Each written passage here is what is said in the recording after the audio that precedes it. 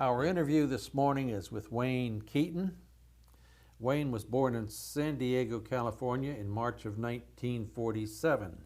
He served in the United States Army from June of 1967 until April of year 2009. Highest rank attained was CW5. He was a Warrant Officer 5, kind of rare breed. This interview is conducted at Burleson, Texas on Thursday, April the 21st, 2016. My name is Dale Dexheimer. I am not related to Mr. Keeton in any way. Also in the room is Milton Gibson, our videographer.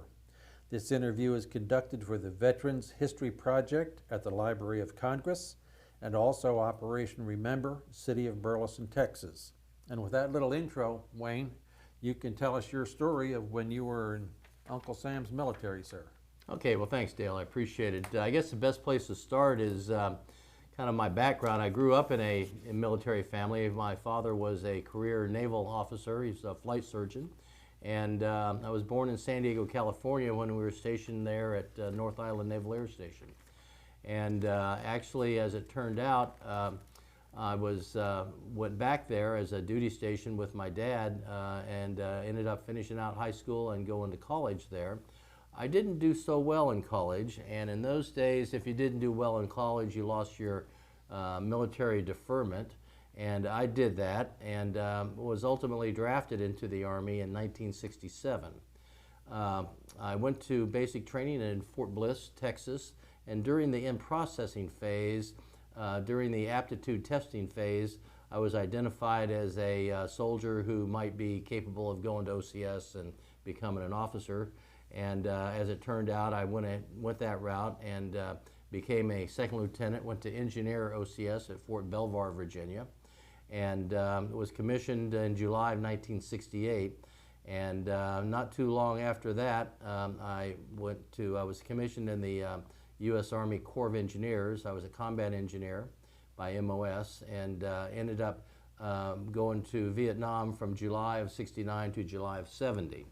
My job in Vietnam was a staff officer, and again, as a combat engineer, we had numerous outposts that needed construction activities ongoing, both permanent and temporary.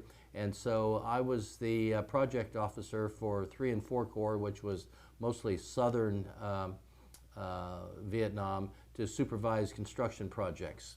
I did that for a year there and was stationed at Long Binh, which is just outside of Saigon. I had opportunity to see the entire country. I did a lot of flying on helicopters, and as a result of flying on helicopters, I kind of fell in love with that machine and the smells, the sounds, and just the overall aura and ambiance of flying in a helicopter. So I applied for flight school, and when I came back from Vietnam, I immediately went to Fort Walters, Texas to start my flight school.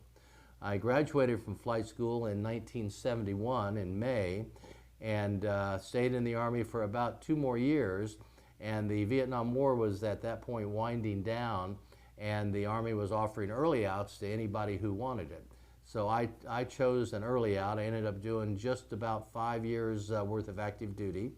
And I took myself back to California at this point and back to San Diego and joined the California National Guard, primarily to earn money while I went back to college and finished up my college education.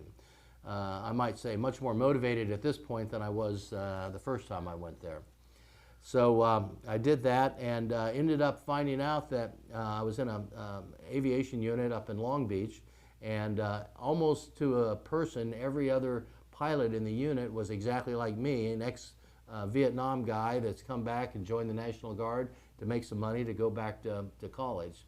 So I did that for about 3 years with California National Guard, finished my college education at San Diego State University, got my bachelor's degree in marketing, and decided that I would go out and set the world on fire at this point, and accepted a job position in actually in Kentucky after I finished up a course there. By this time I was a captain in the National Guard, And to get promoted to major, I had to go to the another school there. I did it in Fort Knox, Kentucky, the home of armor, and then stayed in Kentucky for a job, which lasted about 2 years. And I unfortunately had to unjoin the California National Guard, and for about a 2-year period I joined the Tennessee National Guard.